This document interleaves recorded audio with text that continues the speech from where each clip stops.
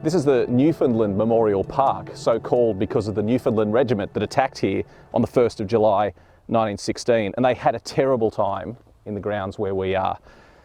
A British unit had attacked before them and had suffered very badly, and so then the Newfoundland Regiment was sent into the front line and ordered to carry out an attack of their own. By this time the Germans were ready, they were waiting, they knew an attack was coming. And the poor old Newfies found that the trenches were so bogged with dead and wounded that they couldn't even make it to their own front line. So their commanders ordered them out of the trenches and said, let's go across the open ground. And they were terribly exposed to German machine gun fire. And as they moved across the trenches, a lot of them were hit even before they reached their own front line. It was just an absolute tragedy. And they've preserved these trenches now. And here we are, standing in the British trench, heading towards the front line. And it's absolutely extraordinary. It's not until you get down amongst these trenches, until you get in here and can see how cramped it is, how exposed you are as soon as you step into open ground, that you get an understanding for what the Somme fighting was really all about. So just imagine the situation for the poor old Newfies on the 1st of July 1916. They're coming up through these trenches, they're stepping over the bodies of their dead and wounded comrades, and then, you know, they would have been aghast when all of a sudden their commanders said, climb out of these trenches, boys, walk across the open ground, we've got to get to the front line in time for the attack. Just a generally really horrific situation all around. And so the poor old Newfies climbed out of their trenches, advanced across this open ground. They were cut down pretty swiftly, and at the end of the day, after the attack was over, of the 800 or so who'd gone into battle, more than 700 had been killed or wounded. So this really saw the end of the Newfoundland Regiment as a fighting force in the First World War.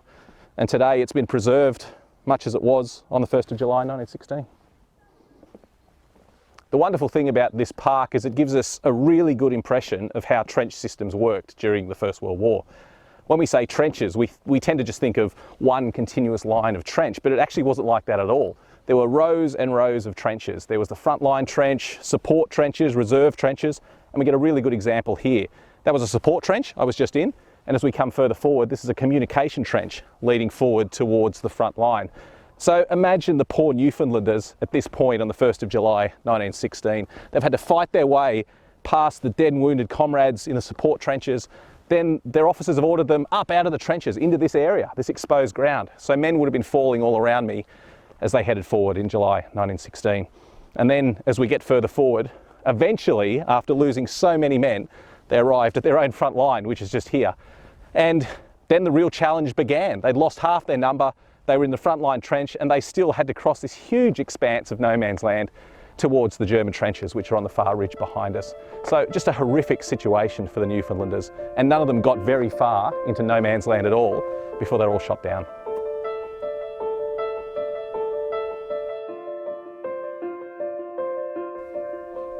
This battered stump is called the Danger Tree, and it marks the furthest point reached by any of the Newfoundlanders in the attack on the 1st of July 1916. And the thing that's flabbergasting about this is we've come probably 100 metres from their frontline trench. So the ordeal of that morning, they were exposed to fire from before they even reached their front line. They got to the front line, they had to keep coming forward, and they only got this far. And when you look out on the expanse of no man's land, it's probably half a kilometre over to the German trenches. No man's land was incredibly wide at this point. The Newfoundlanders had a huge amount of distance to cover, and they'd lost most of their numbers by the time they even reached this tree here.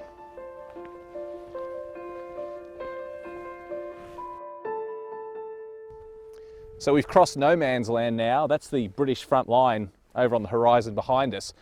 And we're now approaching the German trenches. So this is where that horrendous volume of fire came from. The Germans, once the artillery barrage subsided, they came scrambling up from their underground dugouts. They manned these deep trenches and they poured fire into the poor Brits advancing across the ground behind us. So this is the German frontline position. These are the German trenches where this hail of fire came from into both the British and the Newfoundland troops. And when you look at them, the first thing you can see is how much deeper they are than the British positions. They're deep, they're strong. These were very permanent positions that the Germans had dug. And the reason they'd done that is the Germans weren't going anywhere. They'd captured this ground, they'd captured large chunks of France and Belgium. And they said basically to the Allies, if you want us to leave, you push us out. They were going to stay here for as long as it possibly took. And so they dug very deep defences. They dug in for a long time. They reinforced their trenches with concrete and with timber. And these were very, very strong positions, almost impervious to Allied shell fire. The British, on the other hand, and the Allies, their position was, we are not going to let the Germans advance another inch. Every step we take now is going to be pushing the Germans back. So the British trenches, in comparison, quite shallow, not permanent at all. These German positions, very deep, very strong. It was going to be impossible for the British to break in.